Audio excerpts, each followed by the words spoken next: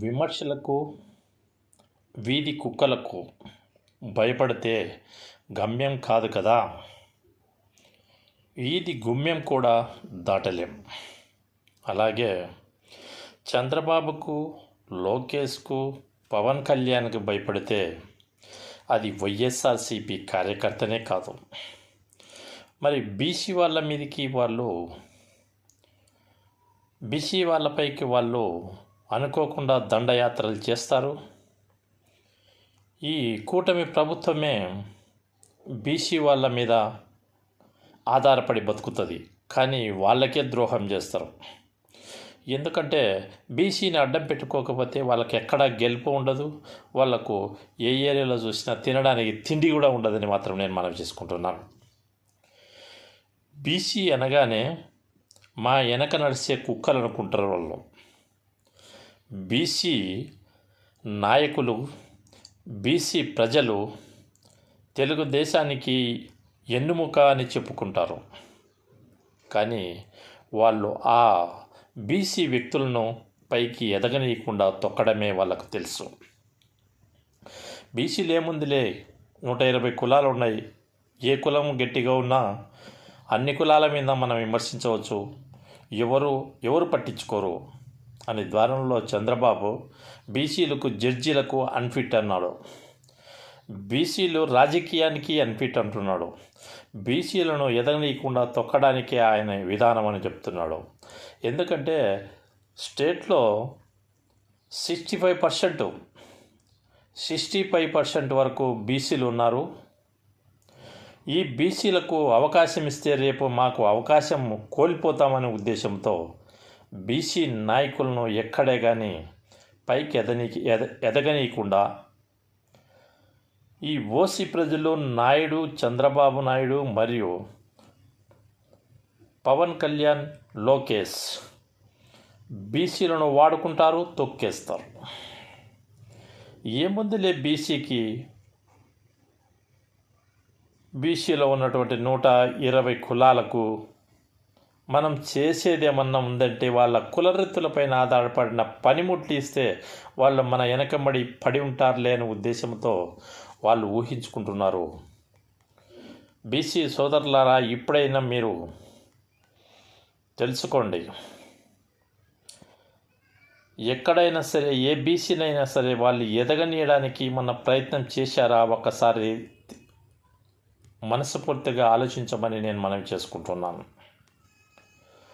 తెలుగుదేశాన్ని గెలిపించాలన్నా, తెలుగుదేశాన్ని ఓడించాలన్నా, ఈ కూటమి ప్రభుత్వాన్ని కుంపటి పైకి లేపాలన్నా, మూసేయాలన్నా ఒక బీసీతోనే సాధ్యమని నేను చెప్తున్నా.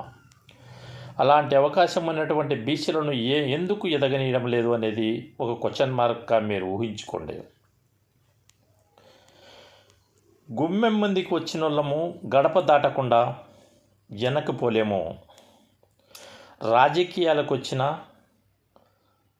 రాయలసీమలో అడుగుపెట్టిన, కోనసీమలో అడుగుపెట్టిన, కృష్ణ, వైజాగ్ ఎక్కడ అడుగుపెట్టిన బీసీల ఓట్లు జాబితా, వాళ్ళ పర్సంటేజీ ఎక్కడ చూసినా బ్రహ్మాండంగా ఉంటుంది. అయినా వాళ్ళను లెక్క చెయ్యరు ఈ నాయకులు. ఇప్పటికైనా తెలుసుకోండి, తెలుగుదేశానికి మనము సపోర్ట్ చేస్తే మన జీవిత కాలం వెనకనే ఉంటుంది. మన పిల్లలను ఎదగనియరు, మన వాళ్ళను ఎదగనియరు, మన నాయకులను ఎదగనియరు. ఎవరు చూసినా బీసీ అంటే బ్యాక్వర్డ్, వెనక ఉండాలి చంద్రబాబుకు. ఆయన ముందుకైతే రానియడని నేను మనం చేసుకుంటున్నాను. కులవృత్తులు ఉన్నారు, గొల్లోళ్ళు 4 గొల్లు ఇప్పించేస్తే సరిపోతుంది. రజకులు ఉన్నారు, 4 ఐరన్ బాక్సులు ఇప్పించేస్తే సరిపోతుంది. నయి బ్రాహ్మణ్స్ ఉన్నారు, 4 కత్తులు ఇప్పించే సరిపోతుంది.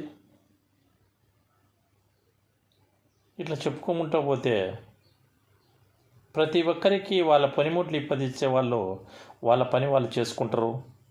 వీళ్ళకు చదువులు ఎందుకు, వీళ్ళకి ఇంగ్లీష్ మీడియం అస్సలు వద్దు.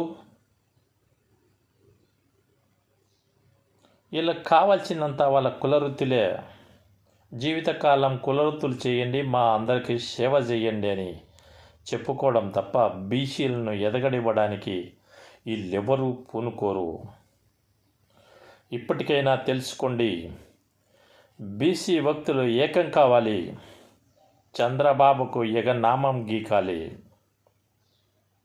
జై జగన్ అనాలి, మనమంతా జగన్ వెనక నడవాలి. ఎందుకు చెప్తున్నానంటే, స్టేట్లో 17 మెడికల్ కాలేజీలు ప్రభుత్వ మెడికల్ కాలేజీలుగా తీర్చిదిద్ది ఆయన కష్టపడి ఆయన తీసుకొచ్చి ఏపీ స్టేట్లో పెడితే అవి ప్రైవేట్ పరం చేస్తున్న ఈ చంద్రబాబు నాయుడుకు సిగ్గులేక పేద విద్యార్థులకు పేద ప్రజలకు వైద్యము, పేద ప్రజలకు ఎంప్లాయ్మెంటు, వీటి వల్ల అన్ని రకాల మంచి జరుగుతుంది. రూపాయి లేని వ్యక్తి కూడా ఈ ప్రైవేటు మెడికల్ కాలేజీల్లో ఉన్న సదుపాయాన్ని ఉపయోగించుకుంటే ఫ్రీగా ఉచితంగా వైద్యం దొరుకుతుంది. ఈ పాడు ఆలోచన చంద్రబాబుకు వచ్చింది. ఈ ప్రైవేట్ కాలేజీలను, ఈ ప్రభుత్వ మెడికల్ కాలేజీలను అమ్మాలని ఈ దుర్మార్గమైన ఆలోచన ఆయనకు ఎందుకు వచ్చిందో అర్థం కావడం లేదు. అంటే ధనికుల పిల్లలే డాక్టర్లు కావాలి, ధనికుల పిల్లలకే జాబ్స్ కావాలి, ధనికుల పిల్లలకే ఇంగ్లీష్ మీడియం కావాలి, ధనికుల పిల్లలకే ఎటుపోయినా ఐఏఎస్లు, ఐపీఎస్లు, డాక్టర్లు, ఇంజనీర్లు అంతా వాళ్ళే ఉండాలి. ఈ బీసీ వ్యక్తులు వాళ్లకు పన్నులుగా ఉండాలి తప్ప ఎదగకూడదు అనే ఆలోచనతో చంద్రబాబు చేసే ఈ పనికి మాళ్ళ పనులు ఇప్పటికైనా మనం ఆలోచిస్తాం. గవర్నమెంట్ హాస్పిటల్ను కూడా ఈయన అమ్ముతున్నాడంటే దాంట్లో ఎందరు బీసీలు పనిచేస్తున్నారు? ఏ పోస్ట్ చేస్తే ఏముందలే, ఎక్కడున్నారు వాళ్ళంతా ఏదో చిన్న పోస్టులు, ఏ అటెండరో ఏ క్లర్కో, మిగతా వాళ్ళంతా వాళ్ళే. స్టీల్ ప్లాంట్లో కొన్ని వేల మంది పనిచేస్తుంటే దాని 3 ముక్కలు 4 ముక్కలు ఆటలాడి ఒక్కొక్క పార్ట్ను ప్రైవేట్ పరం చేయాలని ఈయన మంచి ఆలోచన చంద్రబాబుది. అందుకే ప్రజలు తిరగమల్లారు. దేశంలో ఎక్కడ చూసినా, ఏ రాష్ట్రం చూసినా ప్రభుత్వ మెడికల్ కాలేజీని తెస్తే ప్రభుత్వమే దాన్ని నడపడానికి సంసిద్ధమై ముందుకు కదులుతుంది. కానీ మన దరిద్రం ఏందో, ఈ చంద్రబాబుని తెచ్చుకొని సాప కింద నీళ్ళలాగా అయిన బీసీ వాళ్ళందరినీ నరికేస్తూ ఉన్నాడు. జాబులు ఉండవు, తిననీకి తిండి ఉండదు. జై బాబు అంటే వెనకమ్మడి బీసీ వాళ్ళు ఉండరులే అంటాడు. మనము ఓన్లీ బానిసత్వమే ఉపయోగించుకొని బతకాలనా? వీళ్ళ బానిసలమేనా మనం బీసీలంటే? జగన్మోహన్ రెడ్డి విధానం వినండి అయ్యా. నా బీసీలు, నా ఎస్టీలు, నా మైనార్టీలు, నా ఎస్టీలు అని వినాదముతో 17 మెడికల్ కాలేజీలు, ప్రభుత్వ మెడికల్ కాలేజీలు సాధించి 7 కంప్లీట్ చేసి వాటిలో రన్నింగ్లో ఉన్నాయి. అలాగే బీసీని 56 కులాలుగా ఉపయోగించి ప్రతి ఒక్కరికి ప్రాధాన్యత ఇస్తూ ఆయన చేసిన విధానము బ్రహ్మాండంగా ఉంది. ఇకపోతే ఎక్కడ చూసినా ఏమి చేసినా బీసీకి హెల్ప్ చేయాలనే ఆలోచనతో ఏ సభలో ఎత్తుకున్న నా బీసీలు అనే వినాదాన్ని ముందుకు తీసుకువెళ్తూ వాళ్ళకు కావలసినటువంటి ప్రతి కుటుంబానికి జగన్మోహన్ రెడ్డి హెల్ప్ చేసిన వ్యక్తిగా ప్రతి ఒక్క బీసీ నాయకుని గుండెల్లో నిలిచిపోయాడు. అలాంటి నాయకుని ఈరోజు మనకు చేసిన మేలు చూసి గుర్తొస్తున్నాడు.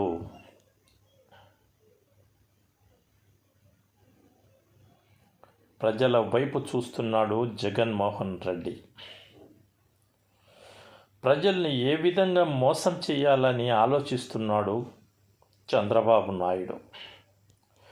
నాయుడు గారికి చాలు వాళ్ళ కొడుకు ఉద్యోగం ఇప్పించుకోగలిగాడు, దత్తపుత్రునికి ఉద్యోగం ఇప్పించుకోగలిగాడు.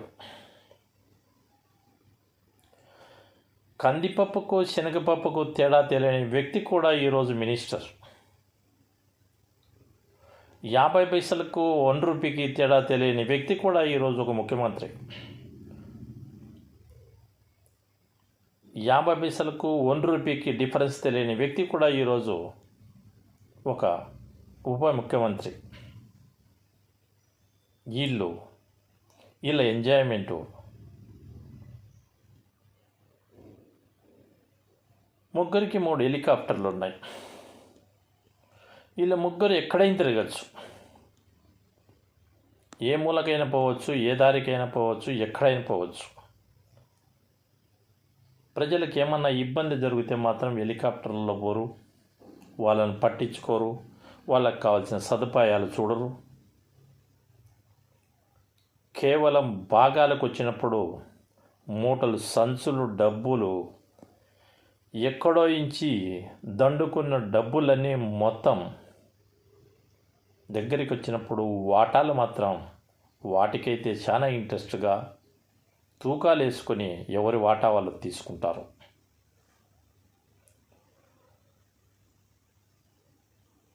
ఎక్కడెక్కడ ఏం కాంట్రాక్టులు నడుస్తున్నాయి,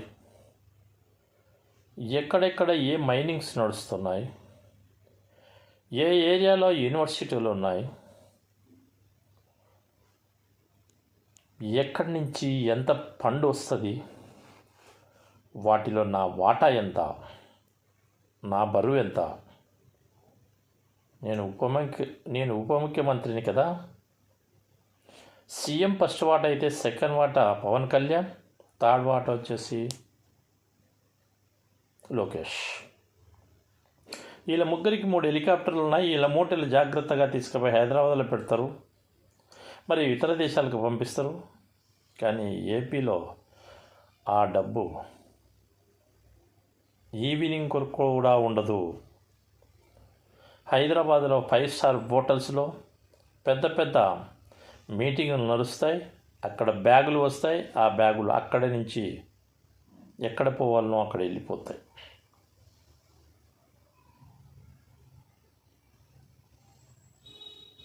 వీళ్ళంతా వసూలు చేసేది ఏపీలో, వీళ్ళు అన్ని డబ్బులు వచ్చేది ఏపీలో, వీళ్ళు తీసుకొచ్చి పెట్టేది హైదరాబాద్లో. ఇక్కడి నుంచి ఏ సింగపూరో, ఏ జపానో, ఏ మలేషియానో వెళ్ళిపోతూనే ఉంటాయి. వాటికి అద్దు లేదు, పద్దు లేదు. ఇటు చెప్పుకుంటూ పోతే నేను విజన్ ఉన్న నాయకుని